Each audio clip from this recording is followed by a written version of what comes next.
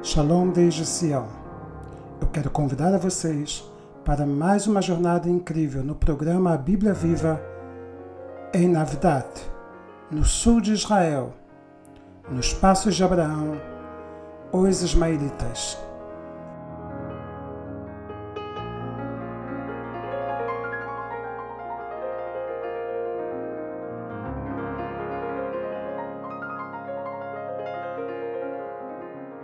Navdat é sem dúvida alguma um dos mais importantes sítios arqueológicos de Israel e conta com ruínas de várias civilizações.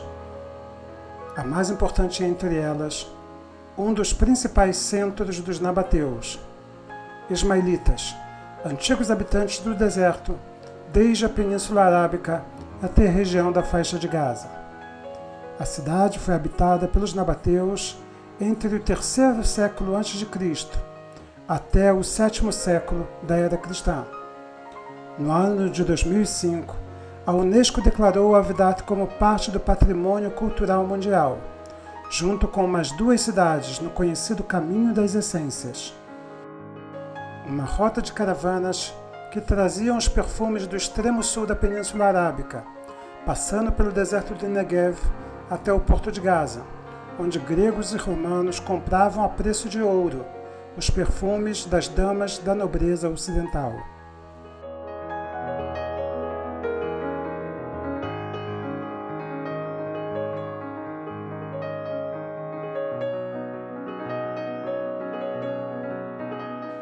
Eu estou agora nas ruínas de uma grande mansão romana do período bizantino, e essa é talvez a mansão romana mais bem conservada encontrada até hoje no estado de Israel. Ao fundo, vocês podem ver o inóspito deserto do Negev.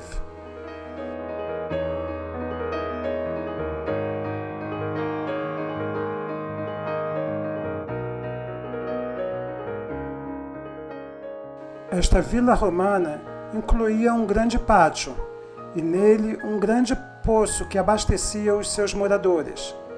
Percebe-se que tinha pelo menos 2 andares, por causa dos degraus que podem ser vistos aqui. Ela provavelmente pertencia ao governador da cidade, no período bizantino. O fato de Navdat estar um pouco longe das rotas principais e longe de grandes populações, talvez tenha sido o motivo pelo qual muitos dos detalhes arquitetônicos permaneceram no lugar, e a cidade pode ser facilmente reconstruída. Aqui vemos, por exemplo, um dos portais da cidade, em direção à região sul. Aqui vemos a entrada para a Acrópolis. Esta torre romana ao fundo ajudava os soldados a controlarem os que se aproximavam da cidade. As esculturas de metais ao fundo representam os principais habitantes da cidade, os nabateus, que a princípio eram nômades que traziam a mercadoria do sul da Arábia Saudita em direção ao Porto de Gaza. E aqui vocês podem ver ao fundo a Acrópolis.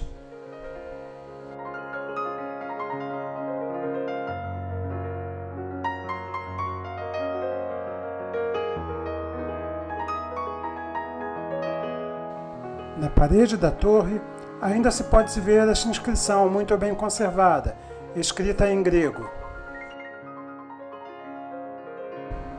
Aqui, por exemplo, podemos ver este grande lagar do período bizantino, o que demonstra que os nabateus acabaram por violar uma de suas regras, de não produzir e nem beber o vinho. Os nabateus, a princípio, eram pagãos, adoravam diversos deuses. Durante o período dos Asmoneus, eles eram forçados a se converter ao judaísmo. Obada, o rei dos nabateus, se tornou o sogro de Herodes o Grande. No período bizantino, a população desta cidade se converteu ao cristianismo. E, no 7º século, eles se converteram ao islamismo. Até então, muitas igrejas foram levantadas aqui, e veremos algumas das mais importantes, mas nós estamos no que chamamos de a varanda do Palácio Ocidental, que dá uma vista maravilhosa para o deserto do Negev.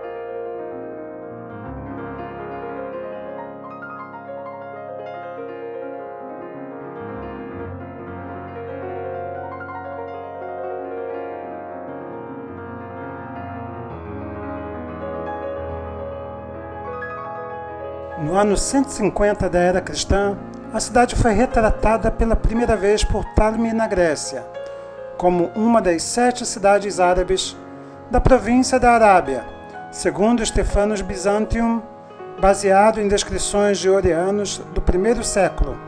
Esta cidade era composta de moradores nabateus, que haviam sepultado seu rei, Ovad, o qual consideravam como um deus. O templo de Ovad acabou sendo transformado em uma igreja. Em Avdat houveram mais 3 reis, mas somente Ovad foi considerado um deus. Segundo os historiadores, Avdat foi erguida quando o Negev se tornou uma região habitada pelos nabateus entre o ano 60 e 62 a.C. A cidade também aparece no mapa das estradas romanas do terceiro século, onde é parte da fronteira oriental do Império.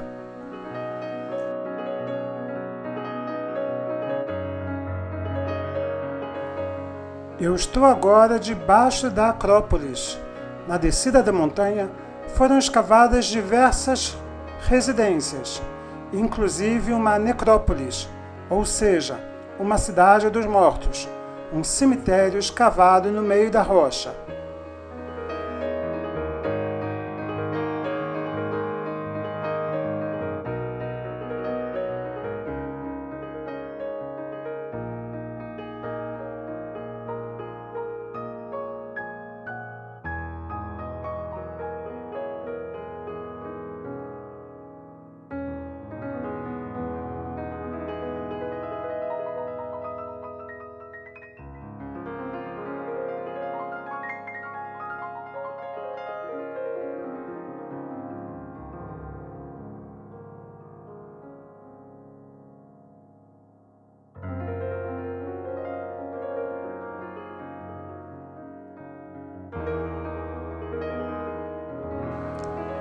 As primeiras escavações em Tel Aviv foram realizadas em 1807 por Ulrich Setlzen e em 1902 por Alois Musil, no qual ele pesquisou todas as construções da cidade, incluindo as cavernas que estão do lado ocidental, e foi ele que descobriu um campo militar romano com a extensão de 100 metros por 100 metros, além de descobrir a casa de banho na subida ocidental da montanha. Somente em 1958 foram realizadas escavações arqueológicas organizadas pela Universidade Hebraica de Jerusalém e a Autoridade dos Parques e Jardins Nacionais.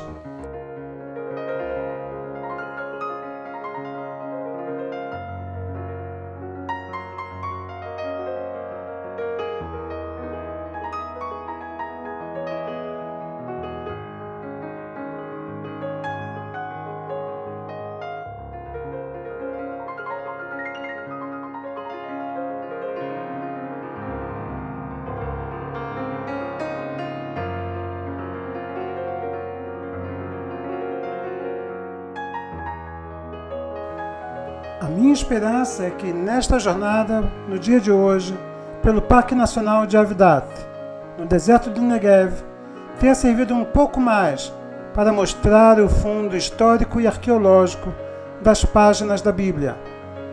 Nós vamos seguir adiante nos passos de Abraão, os ismaelitas.